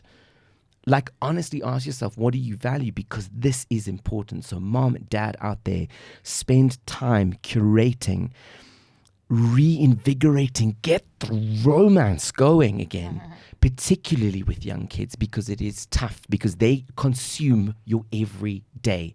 The dialogue that is now between mom and dad is business friends, right? Who's doing the shopping? Who's doing this, cooking that? So-and-so needs this. Can you change that? Daddy needs to go there. So, as opposed to, whoa. Hi, love. How are you? Damn, you look tired. What can I do? How can I serve you? Yeah. And I think within service, Sam, within your sacrifice is love.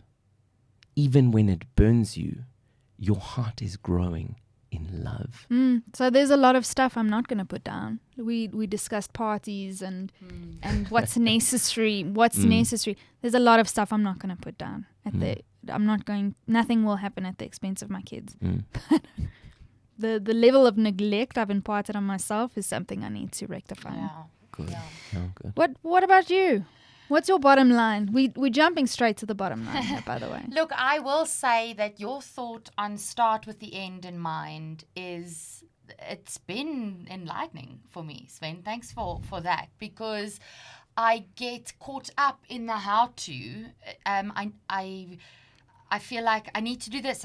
You think practically about things, but right at the heart of it, I know what my goal is. I know where I'm headed with this. And I think if we can remind ourselves, that was a very good thought for me to just think about for a moment. And I've known that in my heart all along, but the way you phrased it, I think, is what sealed the deal for me, is think about what's the goal here? Where are we going? Yes, the goal is happiness, success, all of the beautiful, perfect, in a perfect world thing, thoughts, But I do not always recognize that in the moment, is it going to kill us to get through this thing perfectly, or in the day-to-day? Is it going to kill us?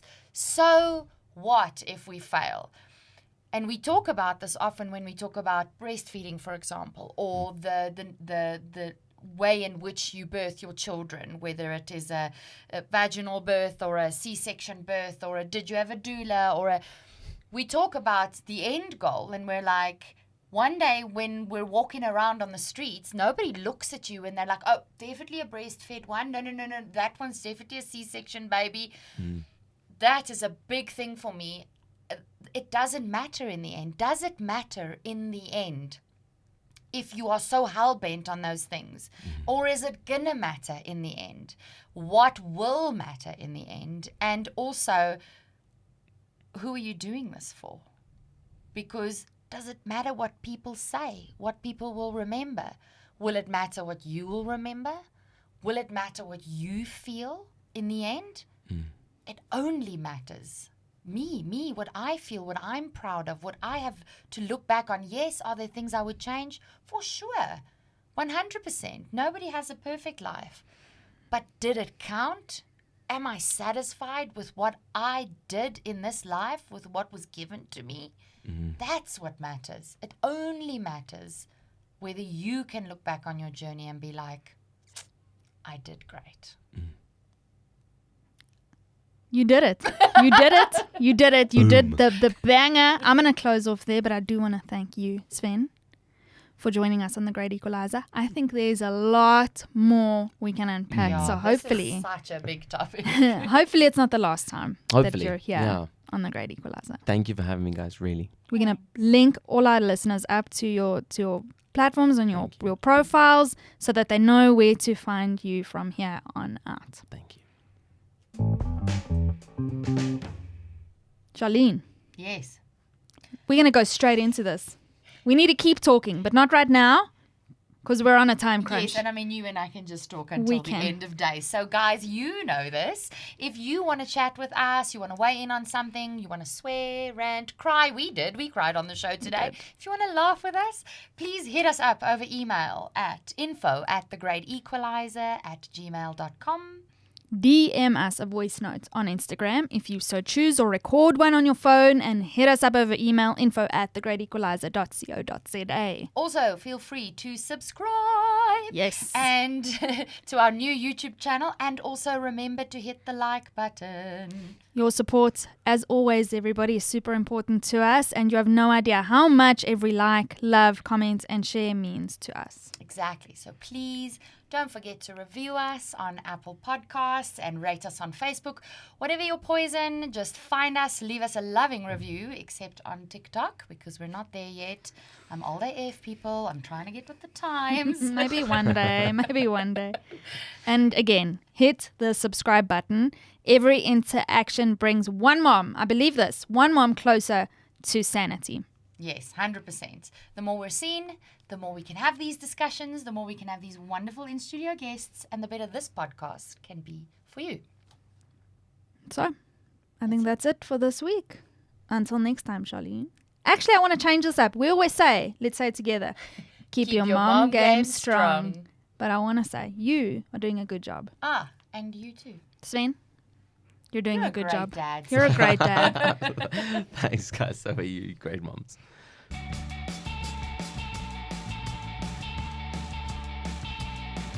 Shout out to our producers over at Autumn Aperture and Arch Studios, including our editor Tyler McKenna and sound engineer Stephen Creel. Please review our show notes for more on today's topic and expert guest. And for more on The Great Equalizer, our website is always a good idea, www.thegreatequalizer.co.za, along with our social media platforms on Instagram, Facebook, Twitter, and now YouTube. And of course, if you want to chat with Sam or Charlene directly, email us at info@thegreatequalizer.co.za. We would love to hear from you.